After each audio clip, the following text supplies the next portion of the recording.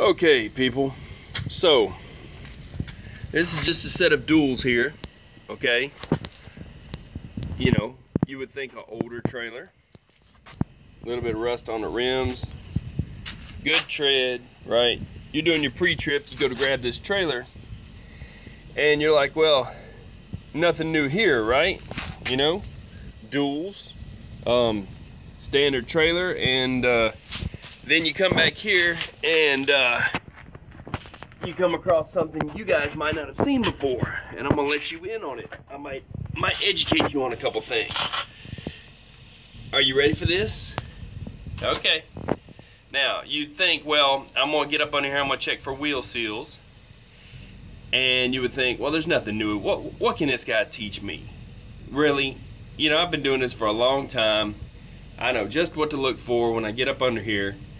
Check the wheel seals, make sure that there's, you know, no oil or nothing or grease on the brake linings, and make sure there's a thickness of, you know, what's you know, 5/16. I'll take a look here.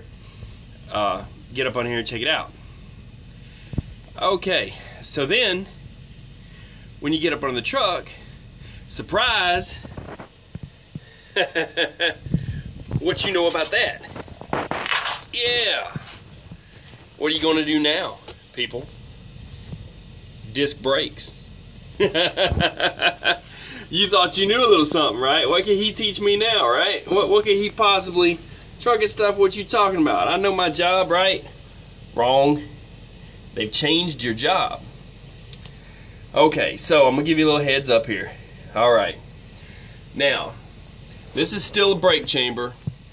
Works similar to the 3030, you know, you know, it's made by Bendix, as you can see the tag there. But here's the thing, they do have, you know, the ability to cage, and okay, so when you cage one, these are the two bolts up here. I'm trying to use two lights here. Okay, this is before I get dirty here, even point and grab my other glove. Okay, look, check this out. Now this is, these are the two bolts here for the brake chamber to come off. So what happens is there is a push rod that pushes a piston for the brake shoes to engage here. If I could get around here to get a better view, it would actually be easier on me. Let's see here. It's just difficult to show, to be honest. But let's see here. Get this light on this side. All right. This is gonna be the hardest part, is just to show it. So I'll get up under here for you. I hope somebody appreciates this video. I mean, I'm crawling at this point. Now check this out. What you're gonna want to look for, that's just some swipe marks, okay? You're gonna make sure that there's no actual cracks or problems, you know, when you're checking things out here. Now, the brake shoes themselves, okay, if I can get under here good enough to show you, okay, the distance between the caliper and the back of this thing here, see, the camera's on this side, that's the problem, but the distance between, I'll move this out of the way. Okay, the distance between this rotor and this backing plate is the thickness of the brake shoe. So let me go ahead and go further, and I'll explain something to you real quick. Let's talk about brake shoe thickness, and I'll try to hold this camera here because I can't get a stand under this truck. And like I said, once again, I hope you appreciate what I'm doing here for you people. All right, I'm bringing it to you. Now, if this is 2/8 of an inch, which would be 4/16 between here and here, then it needs to be changed out. So we're talking 5/16 or lower is what most companies call for. Okay, but DOT is, you know, lower than that. So Basically, if it's 5/16, get it changed out. Same as your regular brakes. If you see any cracks in these, now it's okay to have lines in them. Now here's the thing. There's two ways of changing these out. The brake shoes in this thing here that the pistons push over. There's two ways of changing it out. One way is to, off the caliper here, you can pull the shoes out. I hope I'm not being too loud here. I'm laying on my back now.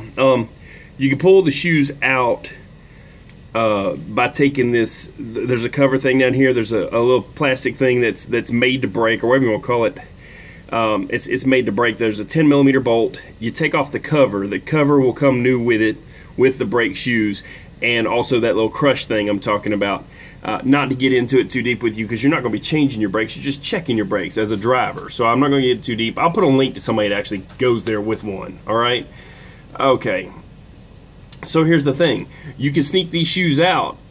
Okay. On cars, when I used to do brakes, we'd call it slamming pads.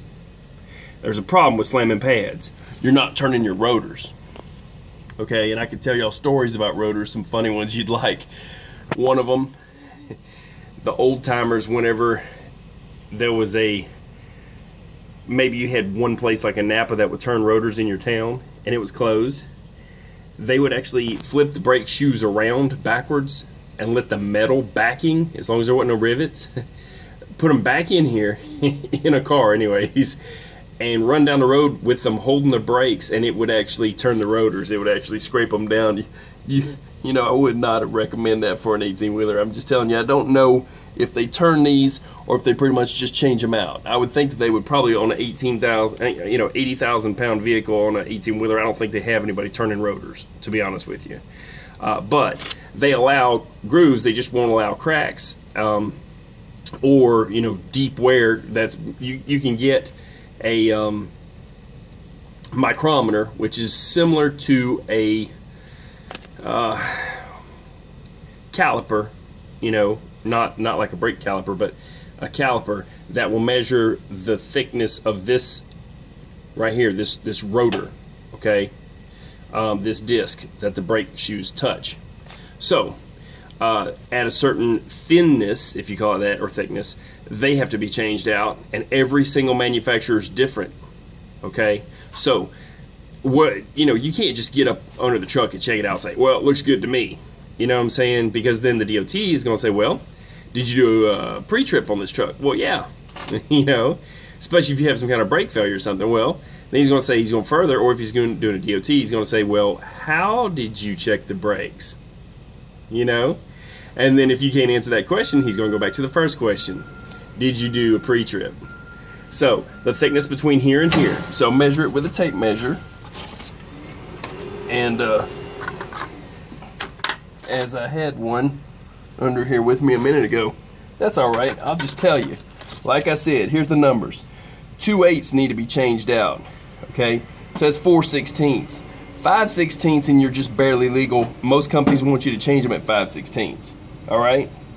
Now, new, the shoes in here is going to come with like an inch thick or maybe 7/16.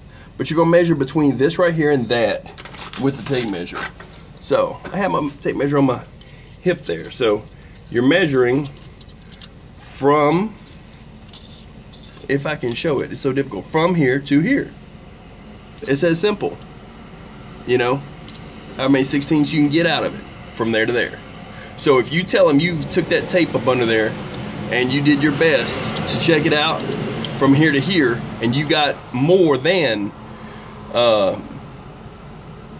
2/8 or 4/16 or even 5/16, then it's legal.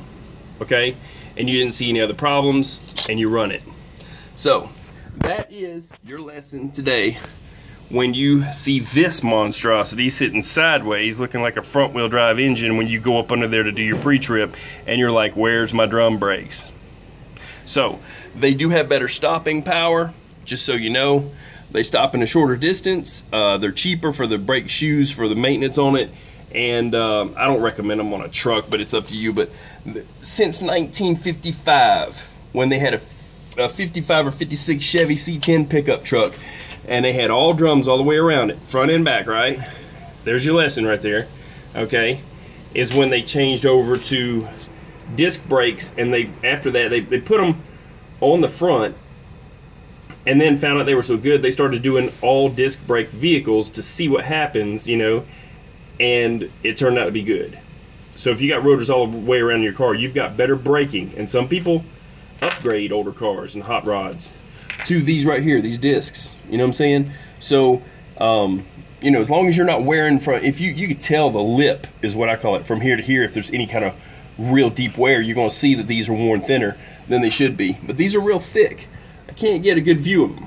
Sorry about that. I just can't get up under there. But you could check them with a caliper. And if you'd like, Advance Auto Parts and AutoZone, because it's the same legal thickness on brake shoes on a car, they do have a little gauge that you can get from them, and it'll tell you the difference, the distance, and the distance is between this and that rotor in here. And that's how thick that shoe is. So, y'all stay safe. Learn something about some brakes. Don't just look at them and say, hey, that looks good to me, you know, and don't listen to me. Go get the actual numbers from the DOT. They'll tell you I'm straight. Now, if you want to learn how to cage one and take it off, pretty much the same deal. This right here is your brake chamber if you have a bad brake chamber. And then the bolts are on the other side. You have to remove the wheel if you're really going to be messing with a whole lot. So that's it, and that's all, and that's confusing, and I'm sure, but y'all stay safe. And when you get one of these, because you will, then you'll know at least what you're looking at, and there you go. That is your job right there, is to know that thickness, because when they say, did you do a pre-trip, they got you. Y'all stay safe. I'm out. That's Disc Brakes 101. I'm out. Peace.